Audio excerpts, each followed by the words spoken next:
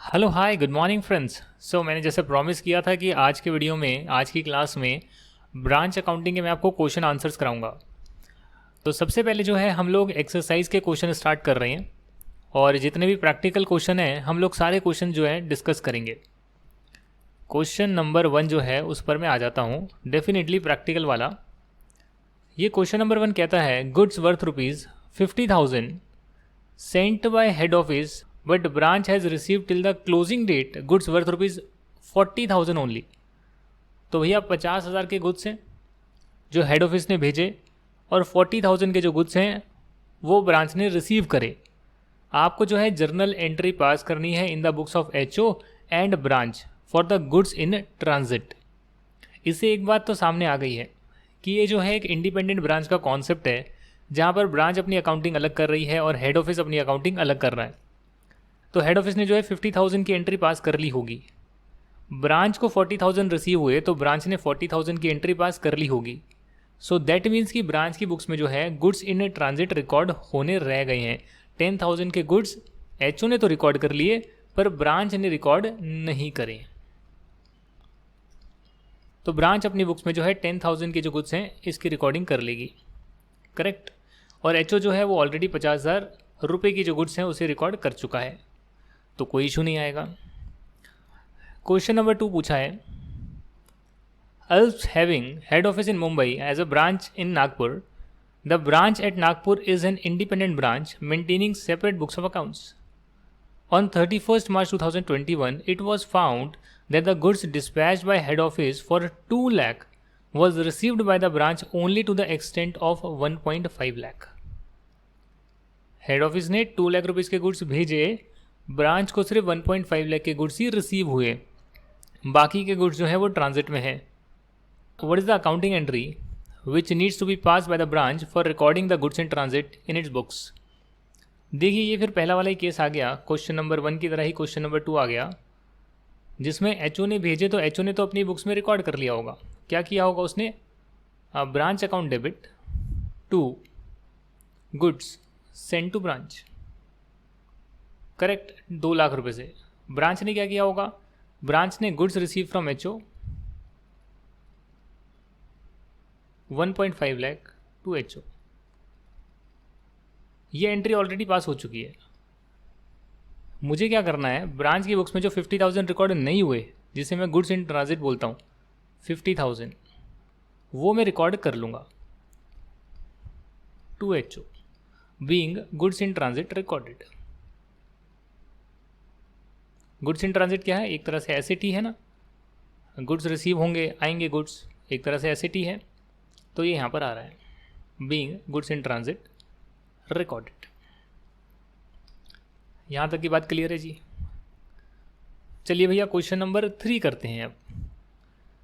Show the adjustment journal entry in the books of head office at the end of April 2021 for incorporation of inter branch transaction assuming that only head office maintains different branch accounts in its books. इसका मतलब ये कि बहुत सारी branches हैं, जैसे Delhi branch, Mumbai branch, Chennai branch. ये branch जो है, साथ में कोलकाता ब्रांच भी है, ये चारों ब्रांच आपस में ट्रांजैक्शन करती है। हालांकि हेड ऑफिस जो है वही जो है सभी ब्रांचेस के अकाउंट बनाता है, और जितनी भी ब्रांचेस है वो भले ही दूसरी ब्रांच को कुछ भेजे, दूसरी ब्रांच से रिसीव करे, हम तो यही मानेंगे उन्होंने हेड ऑफिस के साथ ट्रांजैक्शन करी है। तो या तो आप एक एक ट्रांजैक्शन को रिकॉर्ड करें हेड ऑफिस की बुक्स में, या फिर आप सबकी एक समरी बनाकर देख लें कि नेट इम्पैक्ट क्या आ रहा है, और एक सिंगल एंट्री में जो है, मतलब सिंगल एंट्री वो वाला नहीं, पास तो डबल एंट्री करेंगे, बट एक एंट्री में जो है आप रिकॉर्डिंग कर लें। तो इसको आप कैसे रिकॉर्ड करेंगे, आओ मेरे साथ करिएगा। नीचे चलिए, यहाँ पर आप लिखिए inter branch transaction, inter branch transactions. आप क्या कर रहे हैं? आप सिर्फ एक वर्किंग नोट क्रिएट कर रहे हैं जिसमें जितनी भी ब्रांचेज हैं उसके लिए आप रिकॉर्डिंग कर रहे हैं, डेबिट क्रेडिट डेबिट क्रेडिट। तो जैसे दिल्ली हो गई, मुंबई हो गई, चेन्नई हो गया, कोलकाता हो गया, ठीक है ना। अब आप क्या कर रहे हैं, एक एक एंट्री आप रिकॉर्ड कर रहे हैं। तो सबसे पहली एंट्री कहती है कि दिल्ली ब्रांच जो है उसे मुंबई की ब्रांच से 35,000 के गुड्स रिसीव हुए हैं और कोलकाता वाली ब्रांच से 15,000 के रिसीव हुए हैं। इसका मतलब क्या होगा? इसका मतलब आप सोचिए कि हेड ऑफिस क्या करेगा। आप जो है हेड ऑफिस के नज़रिए से सोचिए, हेड ऑफिस किसको डेबिट करेगा, किसको क्रेडिट करेगा? भाई जिससे आपको पैसा लेना है उसे आप डेबिट करते हैं क्योंकि वो आपके डेटर होते हैं। कभी भी आप सामान को बेचते हैं, क्रेडिट पे बेचते हैं, तो डेटर अकाउंट को क्या करते हैं? डेबिट एसेट बनाते हैं ताकि उससे जब पैसा आएगा तो बैंक में आ जाएगा। अगर किसी से सामान खरीदते हैं तो क्रेडिटर बनाते हैं, यानी उसे क्रेडिट करते हैं। तो यहाँ पर अगर दिल्ली ब्रांच ने मुंबई वाली ब्रांच से गुड्स मंगाए, कोलकाता ब्रांच से गुड्स मंगाए, तो दिल्ली ब्रांच क्या हो गई? डेटर, क्योंकि उसने सामान मंगाया है, उसे पैसा चुकाना होगा। और मुंबई ब्रांच और कोलकाता ब्रांच क्या हो गई? क्रेडिटर। तो एचओ अपने हिसाब से देख रहा है कि कौन सा डेटर है, कौन सा क्रेडिटर है। जो डेटर है उसे डेबिट करो, डेबिट, और जो क्रेडिटर है उसे क्रेडिट करो। तो आपने जो है एक ट्रांजैक्शन को रिकॉर्ड कर लिया। अब इसको पूरा पूरा रिकॉर्ड करें या फिर आप सबकी समरी बना लें, कौन सी ब्रांच डेबिट होनी चाहिए, कौन सी क्रेडिट होनी चाहिए, और नेट इम्पैक्ट की एक एंट्री पास कर दें। जैसे यहाँ पर सेकंड पॉइंट आ रहा है, sent goods to Chennai and Kolkata. अब दिल्ली ब्रांच ने गुड्स भेजे हैं, 25,000 जो है चेन्नई ब्रांच को भेजे हैं। तो हेड ऑफिस कह रहा है अच्छा चेन्नई के पास गुड्स जा रहे हैं तो चेन्नई को मैं डेटर बनाऊंगा। कोलकाता वाले के पास जा रहे हैं तो कोलकाता वाले को मैं डेटर बनाऊंगा। दिल्ली वाला भेज रहा है तो दिल्ली वाले को मैं क्रेडिटर बनाऊंगा। Bill receivable received 20,000 from Chennai. Delhi वाले को बिल रिसीवेबल चेन्नई से मिल रही हैं। क्या हो गया इसका मतलब? देखिए, बिल रिसीवेबल जो होते हैं यानी कि आपका इन पर हक है कि आप इनसे पैसा ले सकते हैं, करेक्ट। अब अगर ये बिल रिसीवेबल चेन्नई वाले ने दिल्ली वाले को दे दिया तो डेफिनेटली मैं दिल्ली वाले को डेटर बनाऊंगा। क्यों? अरे भैया 20,000 की चीज़ दिल्ली वाले को मिल गई है फ्री फंड में। जो मैंने 20,000 के बिल रिसीवेबल दे दिए दिल्ली ब्रांच को, क्या मैं उसे रिसीव नहीं करूँगा? फ्यूचर में करूँगा ना। तो इसलिए मैं अभी डेटर बना रहा हूँ, उसको डेबिट कर रहा हूँ और इसे क्रेडिटर बना रहा हूँ। तो यहाँ पर एक और पॉइंट आ रहा है, acceptance send to Mumbai 25,000 and Kolkata 10,000। अब कोई मुझे समझाए भैया ये एक्सेप्टेंस क्या है, ये क्या चीज़ की एक्सेप्टेंस है? तो एक्सेप्टेंस का मतलब होता है कि दिल्ली ब्रांच ने मुंबई ब्रांच का 25,000 और कोलकाता ब्रांच का 10,000 देने का एक्सेप्ट कर लिया है, वादा कर लिया है, एग्री कर लिया है। तो मुंबई ब्रांच का 25,000, कोलकाता ब्रांच का 10,000 अगर दिल्ली ब्रांच कह रही है कि मैं दूंगी, तो इसका मतलब कहीं ना कहीं दिल्ली ब्रांच जो है उसे हमें क्रेडिटर बनाना पड़ेगा। हेड ऑफिस अपने हिसाब से सोच रहा है ना, मैं किसको डेटर बनाऊंगा, किसको क्रेडिटर बनाऊंगा। अगर दिल्ली ब्रांच कह रहा है कि मैं पैसा दे दूंगा या दे दूंगी जिसका भी है, तो दैट मीन्स कि ये क्रेडिटर बन रहा है। इसने किसी का पैसा देने का वादा कर लिया, पैसा दे दिया, एक्सेप्टेंस दे दी 35,000, अच्छा 35,000, तो 25,000 मुंबई का पैसा दिल्ली दे रही है, तो मुंबई का पैसा दिया जा रहा है तो मुंबई से लेना है, इसलिए इसको डेबिट करेंगे। और कोलकाता ब्रांच का 10,000। उसके बाद आगे एंट्री आ रही है। एंट्री कुछ इस प्रकार है, मुंबई ब्रांच को रिसीव हुआ है, कोलकाता ब्रांच और दिल्ली ब्रांच से कुछ ना कुछ गुड्स रिसीव हुए हैं। अब यहाँ क्योंकि मुंबई ब्रांच को जो है करीब 35,000 के गुड्स रिसीव हो गए, तो इसलिए मुंबई ब्रांच को मुझे डेटर बनाना पड़ेगा, राइट। और दिल्ली ब्रांच को क्रेडिटर, कोलकाता ब्रांच को क्रेडिटर। क्यों? क्योंकि इन्होंने सामान दिया है। जिन्होंने दिया है, जैसे आप सामान खरीदते हो, परचेज करते हो, तो सप्लायर सामान देता है, उसे क्रेडिटर बनाते हो, और जो आपसे सामान लेता है उसे आप डेटर बनाते हो, क्योंकि अल्टीमेटली बाद में उसे पैसा लोगे ना। तो ये हेड ऑफिस कर रहा है, डेबिट क्रेडिट जो रिकॉर्ड कर रहा है, कौन सी ब्रांच से लेना है, कौन सी ब्रांच को देना है।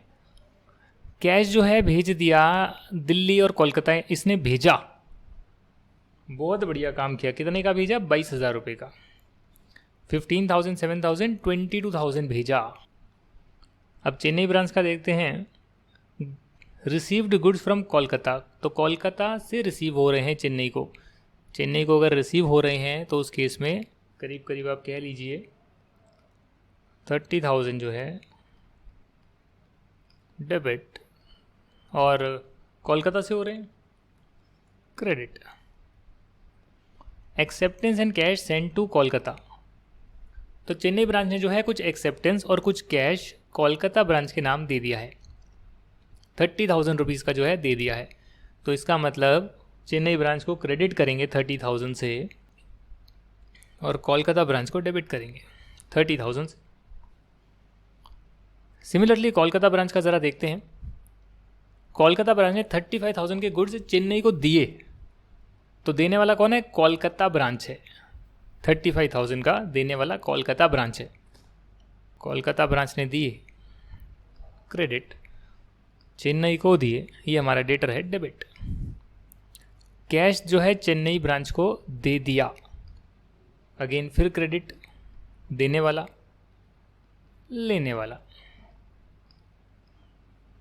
और एक्सेप्टेंस सेंड टू चेन्नई, 15,000 जो है एक्सेप्टेंस चेन्नई को दी, तो फिर वही बात आ गई, दे रहा है तो क्रेडिटर, और जिसे मिल रहा है वो बाद में चुकाएगा, और अभी डेटर है।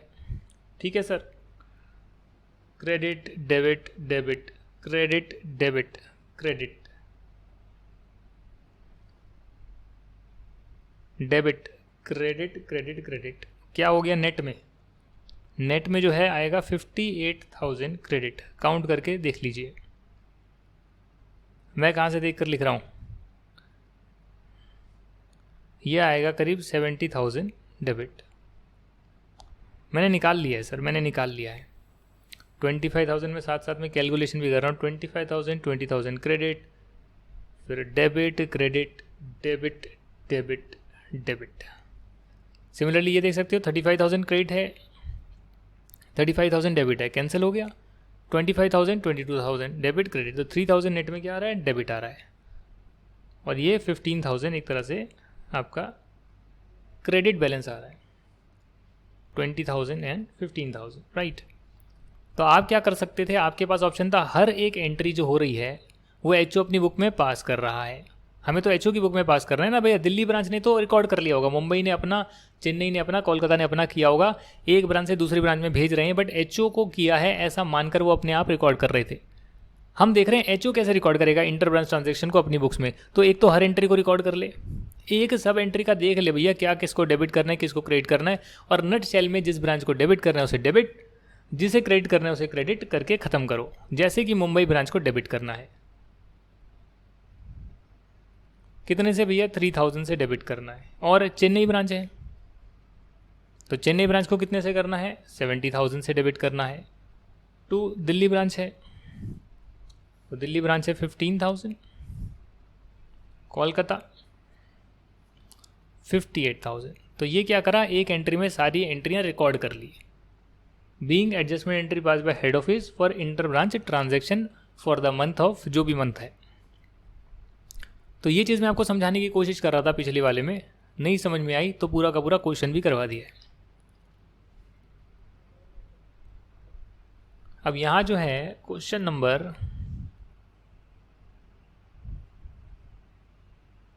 5 जो है वो तो आपका डिपेंडेंट ब्रांच का है, तो इसे बाद में करेंगे, और इंडिपेंडेंट ब्रांचेस वाला जो है उसे पहले कर लेंगे। करेक्ट? कोई शक? नहीं सर, तो कर लेते हैं ना, फिर कर ही लेते हैं ना। क्वेश्चन नंबर 4 करते हैं। क्वेश्चन नंबर 4 कह रहा है कि जर्नल एंट्री पास करें in the books of branch A to rectify और एडजस्ट द फॉलोइंग। मतलब कुछ ना कुछ रिकॉर्डिंग में दिक्कत हो गई है, नहीं हो पाई रिकॉर्डिंग, अधूरी एंट्रियाँ हो गई है, आप उसे पूरा कर दीजिए। पॉइंट नंबर 1 आ रहा है, head office expenses 3,500 allocated to branch but not recorded in the branch books. कई बार क्या होता है, हेड ऑफिस जो है ब्रांच के लिए कुछ खर्चे करता है, तो हेड ऑफिस ने खर्चा कर दिया, कोई बात नहीं, ब्रांच के लिए किया गया है तो ब्रांच उसे अपनी बुक्स में रिकॉर्ड करेगा ना एक्सपेंस। ब्रांच ने नहीं करा तो नहीं करा, तो कर लो भैया, कर लो 2HO, बस रिकॉर्डिंग ही तो करनी है, कर लीजिए sir. Being expenses incurred by head office for branch recorded, entry नहीं करिए, कर लो। डेप्रिसिएशन है ब्रांच का, depreciation of branch assets whose accounts are kept by the head office not provided earlier for 1,500। तो 1,500 का डेप्रिसिएशन का खर्चा भी जो है वो भी डालना है, वो ब्रांच रिकॉर्ड कर सकती है। 2HO क्यों? क्योंकि भैया अकाउंट जो है वो एचओ बनाता है फिक्स्ड एसेट का।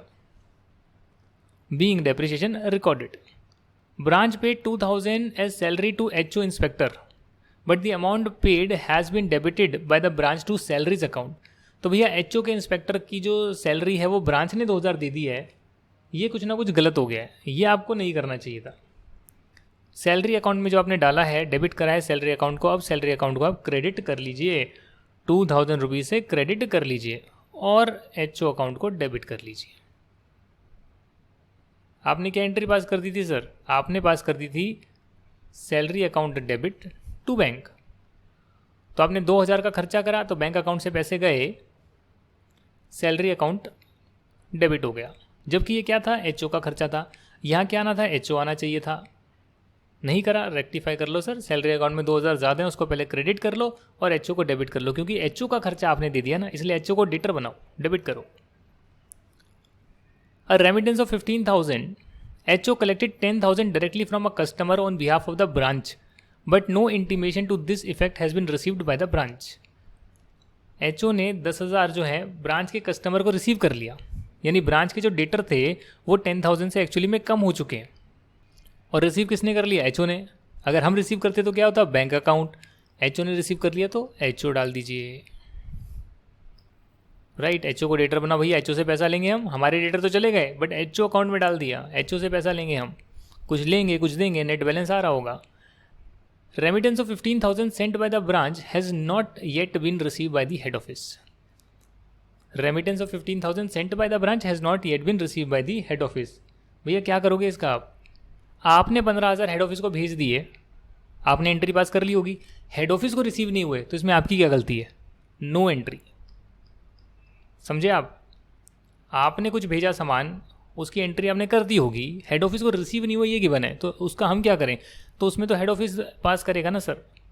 Branch A incurred advertisement expenditure of 3,000 on behalf of branch B. तो ब्रांच ए ने ब्रांच बी के लिए खर्चा करा, बट हम क्या करेंगे? हम क्या करेंगे भैया? हमने अगर किसी और ब्रांच के लिए 3,000 का खर्चा कर लिया तो हम अपने खर्चे में तो डालेंगे नहीं, दूसरे ब्रांच को अपनी बुक्स में रिकॉर्ड कर नहीं सकते, तो सारी एंट्री हम एचओ के थ्रू पास करते हैं। समझ गए? तो 3,000 का खर्चा आपने करा दूसरी ब्रांच के लिए, तो दूसरी ब्रांच की जगह लिखोगे एचओ। अब जो है आपका आखिरी क्वेश्चन है, क्वेश्चन नंबर 6। क्वेश्चन नंबर 6 जो है उसमें एक कानपुर ब्रांच है जिसने सबमिट करा है अपना trial balance to its head office, जो कि लखनऊ में बनता है, लखनऊ में हेड ऑफिस है। 31 मार्च 22 का इन्होंने ट्रायल बैलेंस दिया है।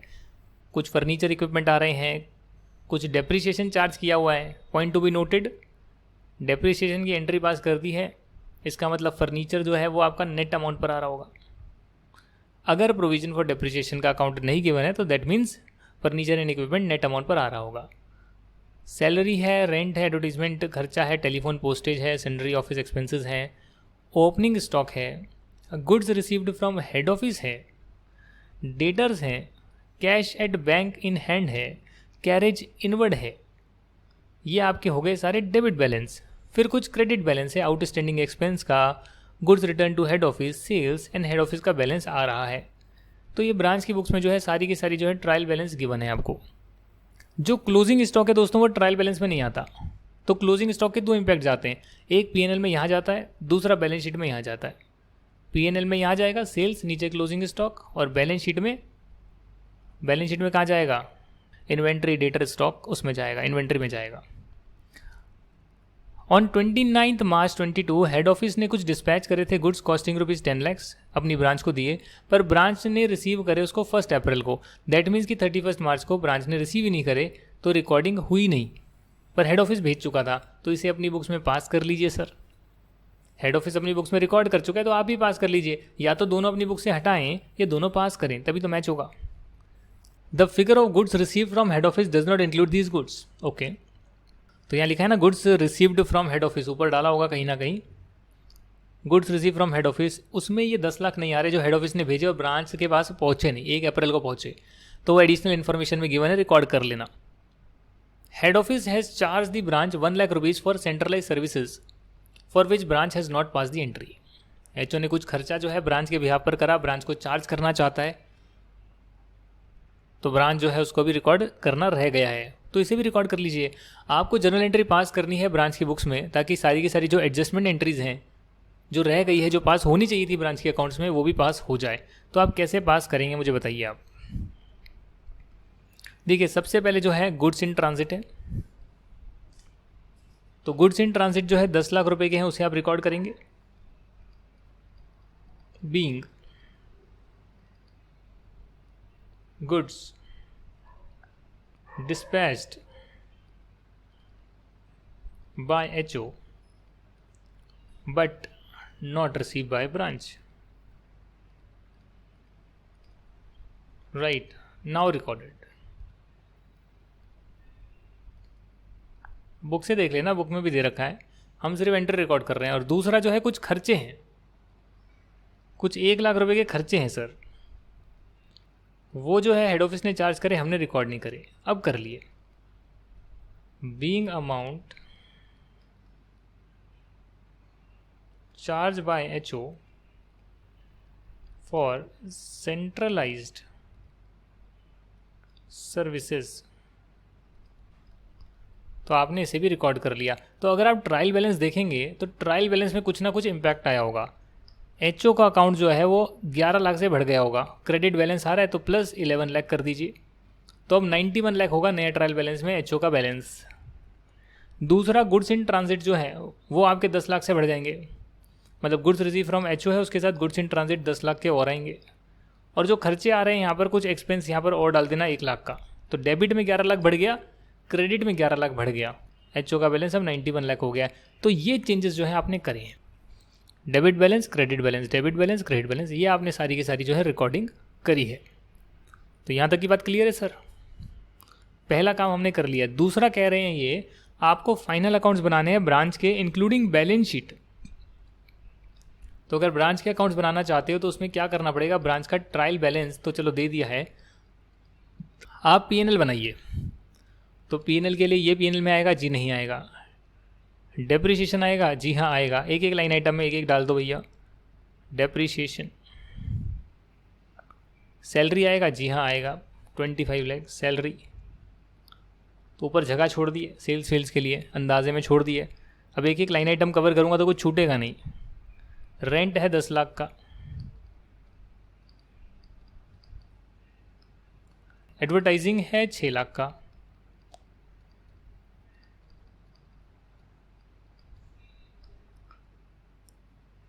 टेलीफोन पोस्टेज एंड स्टेशनरी है 3 लाख,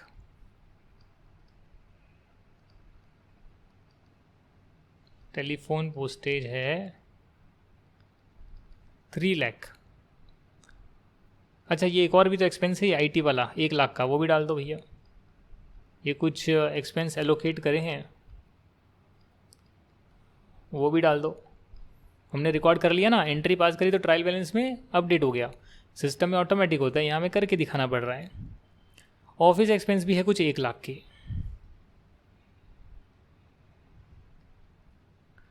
करेक्ट। ओपनिंग स्टॉक है 60 लाख, तो ओपनिंग स्टॉक 60 लाख डाल दो भैया। गुड्स रिसीव फ्रॉम HO है 288 लाख, प्लस 10 लाख रुपए के और हैं ट्रांजिट में, तो 298 लाख हो गए, एक साथ में रिकॉर्डिंग कर दी है।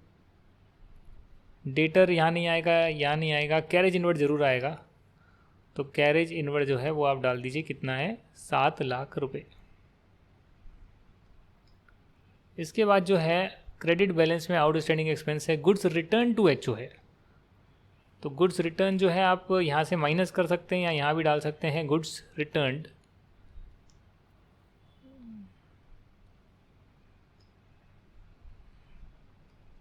देखिए आप यहाँ से 5 लाख माइनस कर सकते हैं, बट कोई बात नहीं,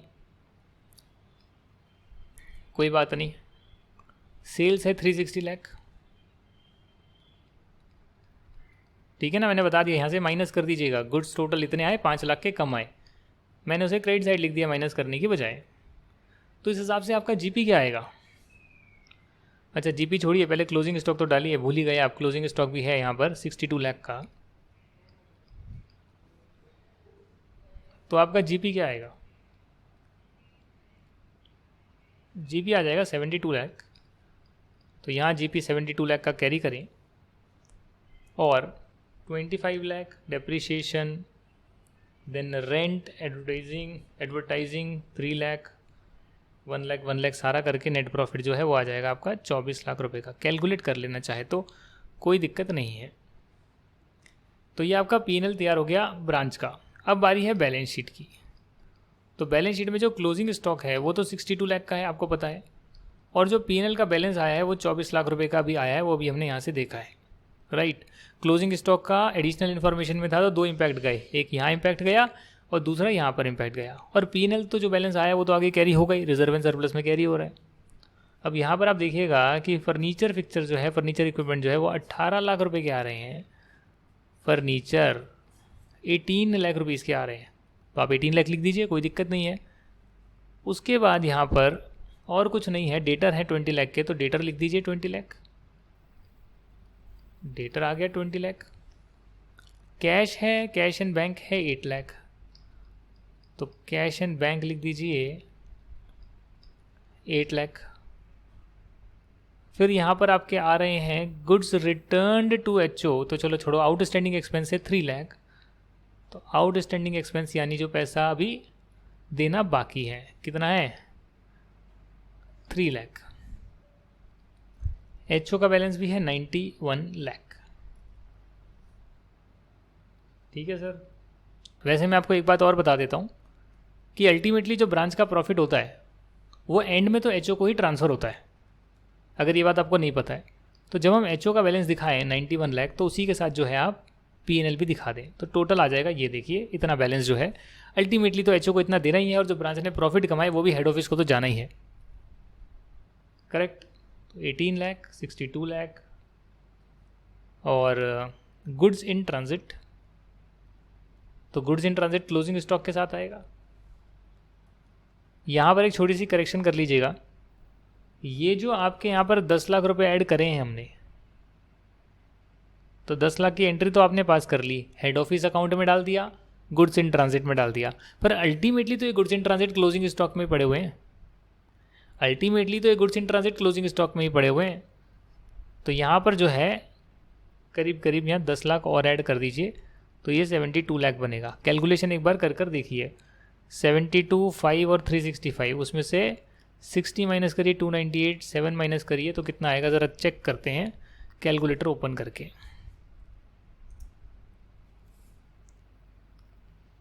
ये मैंने कैलकुलेटर ओपन कर लिया है, और हाँ, मैं जितना भी करा रहा हूँ ना वो आपको खुद से दोबारा ट्राई करना है, फिर बिना देखे। आप मेरे भरोसे बिल्कुल मत बैठिए, ये जो मैं कर रहा हूँ ये आपको दोबारा खुद करना है। इसमें देख लिया कैसे करना है, चीज़ें समझ ली, उसके बाद खुद करेंगे, देखेंगे कहाँ दिक्कत है समझने में, कोई कॉन्सेप्ट रुक रहा है मुझसे पूछ लीजिए। तो यहाँ पर मैं क्या कह रहा हूँ, मैं ये कह रहा हूँ 360 लाख में आप प्लस करिए 5, जो कि उस साइड माइनस होना चाहिए था, 72 माइनस 60, अभी मुझे ध्यान आ गया ना, तो 72 ही आ रहा है। हाँ अब ठीक आ रहा है, ये गलती से रह गया था मुझसे। यानी कि जो गुड्स इन ट्रांजिट है वो क्लोजिंग स्टॉक का भी पार्ट होगा, क्योंकि अल्टीमेटली तो आपने उसको, अभी आपके पास आया ही कहाँ है, और आएगा तो क्लोजिंग स्टॉक में ही होगा ना। तो 72 आएगा, यहाँ भी 72 आएगा, 2 इम्पैक्ट आएंगे क्लोजिंग स्टॉक के। 62 कर लीजिए, गुड्स इन ट्रांजिट को 10 लाख कर लीजिए, वो जैसे भी आप दिखाना चाहें कर सकते हैं। साथ में आपका कैश आ गया, डेटर आ गया, और सारा बैलेंस आ गया। तो 10 प्लस 62 प्लस 8 कितना हो गया, 80 हो गया। 80 प्लस 20 आ गया आपका 100, और ये 118 हो गया। सिमिलरली अगर आप इस साइड देखेंगे 91 लाख और 24 करेंगे अगर आप, तो आएगा 115, 115 प्लस 3 लाख 118, तो ये मैच हो गया, बैलेंस शीट भी तैयार हो गई। तो इसी के साथ जो है हमने पहले एडजस्टमेंट एंट्री पास करी, उसके बाद हमने जो है फाइनल अकाउंट्स ब्रांच के तैयार करे, और आखिरी में लिखा हुआ है pass the journal entries in the books of head office to incorporate the whole of the branch trial balance. Branch का ट्रायल बैलेंस हेड ऑफिस के सीधा सीधा जो है बुक्स में हमें इनकॉर्पोरेट करना है। तो कैसे करोगे सर? हेड ऑफिस जो है अब एंट्री कर रहा है अपनी बुक्स में, ऊपर जो आपने करा वो ब्रांच कर रहा था अपनी बुक्स में। अगर हेड ऑफिस जो है वो क्या कह रहा है, या तो आप ब्रांच के अकाउंट्स बना लो और उसके बाद जो ब्रांच की पूरी फाइनल बैलेंस शीट है सिर्फ उसकी अमाउंट जो है कैरी कर लो। तो उसकी कैरी करोगे तो क्या होगा, डेबिट वाला डेबिट में, क्रेडिट वाला क्रेडिट में, और बैलेंस एचओ जो है उसे ब्रांच में डाल देगा, तो पूरा कैंसिल हो जाएगा, सारे एसेट लाइबिलिटी हेड ऑफिस की बुक्स में आ जाएंगे और ब्रांच का बैलेंस खत्म हो जाएगा। अब यहाँ क्या हो रहा है, यहाँ पर जो है हेड ऑफिस जो है अपनी बुक्स में कहा है उसको पूरा ट्रायल बैलेंस ही ब्रांच का ले लो और फिर अपना जो है कंसोलिडेटेड पीएनएल बनाना, कंसोलिडेटेड बैलेंस शीट बनाना। तो जब भी ऐसा क्वेश्चन में लिखा आएगा कि पूरा का पूरा ट्रायल बैलेंस लेना है, तो उसमें तो आपका काम बहुत आसान हो जाएगा। देखिए उसमें आपको क्या करना है, उसमें फर्नीचर फिक्सचर जो है डेबिट बैलेंस डेबिट में और क्रेडिट बैलेंस क्रेडिट में, पूरा ट्रायल बैलेंस लिख लो, उतार लो। Depreciation 2 lakh, salary 25 lakh, rent 10 lakh, पूरा उतार लो। उसके बाद एडवर्टाइजिंग है 6 लाख, डेबिट हो रहा है सारा का सारा। टेलीफोन है 3 लाख,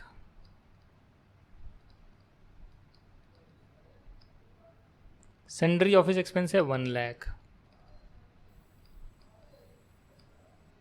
स्टॉक है, ओपनिंग स्टॉक है भैया ये कितना है देख लो, 60 लाख। गुड्स इन ट्रांजिट भी थे ना 10 लाख, अच्छा 1 लाख, क्या थे गुड्स इन ट्रांजिट थे 10 लाख और कुछ एक्सपेंसेस भी थी 1 लाख के जो बाद में रिकॉर्ड करे थे हमने। हेड ऑफिस से गुड्स रिसीव हुए 288 lakh, goods receive from HO 288 lakh. Debtor हैं आपके तो डेटर आ जाएगा, अपनी बुक्स में ले रहे हैं ना, डेटर अकाउंट अपने डेटर के साथ मर्ज हो जाएंगे, हेड ऑफिस अपनी बुक्स में लिख रहा है। कैश हो गया 8 लाख, कैरेज इनवर्ड हो गया 7 लाख, आउटस्टैंडिंग एक्सपेंस पूरा ट्रायल बैलेंस उतार रहा हूं 3 lakh, goods return to HO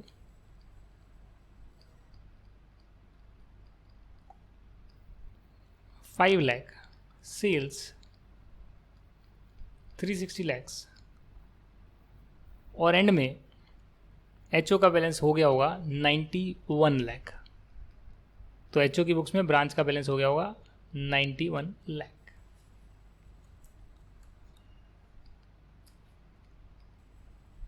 यानी ब्रांच का जो डेबिट बैलेंस आ रहा था एचओ की बुक्स में उसे तो क्रेडिट कर दिया और सभी डेबिट क्रेडिट को लिख दिया।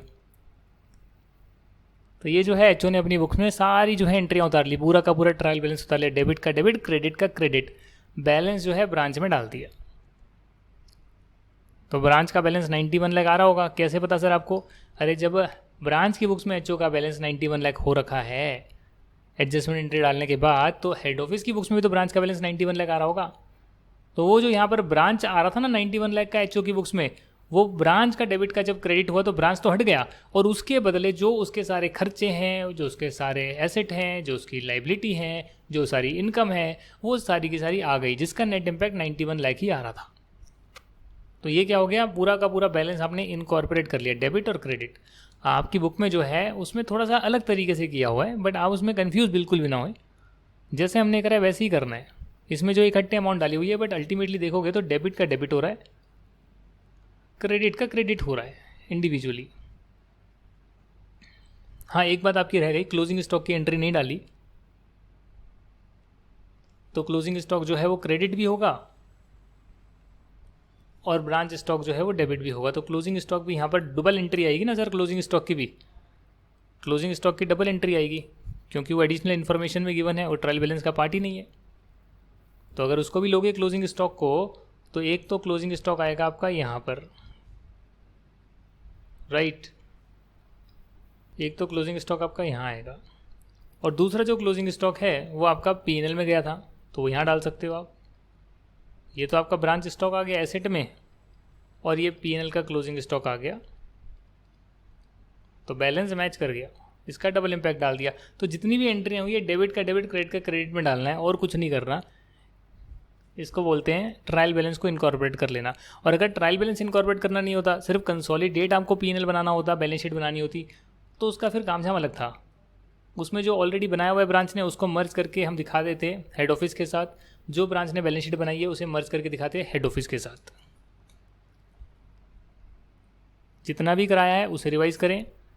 इसके बाद और भी क्वेश्चंस कराने टिपिकल, और जब मैं एक्स्ट्रा क्वेश्चन कराऊंगा तो मैं कॉन्सेप्ट दोबारा से समझाऊंगा। अभी मेरा सिंपल सा टारगेट ये है कि बेसिक कॉन्सेप्ट कराई जाए आपको, साथ में बुक के जो क्वेश्चन है वो डिस्कस करे जाएँ, ताकि जो आपके ये 2 चैप्टर्स बचे हैं ना ये आपके कंप्लीट हो जाए, आपका एक बार सिलेबस हो जाए। और अगर आपने इतना भी समझ लिया तो आप एग्ज़ाम के क्वेश्चंस कर सकते हैं। उसके बाद मैं अक्टूबर में डेफिनेटली एक्स्ट्रा क्वेश्चंस भी डालने की कोशिश करूँगा। और हर क्वेश्चन जो मैं एक्स्ट्रा करवाने वाला हूँ तो वो मैं जल्दी में नहीं कराने वाला, वो मैं और डिटेल में कराने वाला हूँ, बहुत आराम आराम से कराने वाला हूँ। एक एक कॉन्सेप्ट दोबारा समझा कर कराने वाला हूँ, चाहे वो कॉस्टिंग हो चाहे वो अकाउंटेंसी हो, आराम आराम से होगा। बट मेरी टिप्स माने, जितना हो रहा है उसको ढंग से पढ़ें, खुद से दोबारा करें। अब जैसे मैंने पीछे की एक्सरसाइज कराई, एक बार जो है कॉन्सेप्ट समझने के बाद खुद से ट्राई करो, यार मैं क्या कर रहा हूँ, ये क्यों होगा। किसी की बुक्स में कुछ एंट्री हो रही है, किसी की बुक्स में कुछ हो रही है, क्यों हो रही है। क्या बुक्स ऑफ अकाउंट्स का कॉन्सेप्ट मालूम है आपको क्या होता है books of accounts? Books of accounts का मतलब होता है कि हर व्यक्ति या हर एंटिटी जो है अपनी जो रिकॉर्डिंग करती है उस रिकॉर्डिंग को बोलते हैं इसकी ये बुक्स ऑफ अकाउंट्स है। तो आप एंटिटी ए की बुक्स में रिकॉर्ड कर रहे हैं तो उसके हिसाब से एंट्री करोगे, एंटिटी बी की बुक्स में करोगे तो उसके हिसाब से करोगे, जिसका भी आप रिकॉर्डिंग कर रहे हो उसके हिसाब से रिकॉर्डिंग करी जाएगी। करेक्ट? तो चलिए फिर, thank you very much for watching this. Next video में जो है इंडिपेंडेंट ब्रांच के जो और क्वेश्चंस हैं आपकी बुक के वो हम करेंगे, और उसके बाद नेक्स्ट क्लास में हम फॉरेन ब्रांचेस को समझेंगे क्या होती है और उसके क्वेश्चंस करेंगे। फॉरेन ब्रांचेस का AS 11 समझेंगे हम, यानी आने वाले 2 या 3 क्लासेस में आप कह सकते हो आपका इंडिपेंडेंट ब्रांचेस और फॉरेन ब्रांचेस और AS 11 ये सारा पूरा हो जाएगा कंप्लीट, कॉन्सेप्ट और साथ में क्वेश्चंस। लास्ट में बचेगा डिपेंडेंट ब्रांच, तो वो भी मैं आपको करा दूंगा, यानी अगले 2-3 दिन में कोशिश करते हैं ब्रांच अकाउंटिंग को कंप्लीट करा दिया जाए। तब तक के लिए thank you so much and bye bye.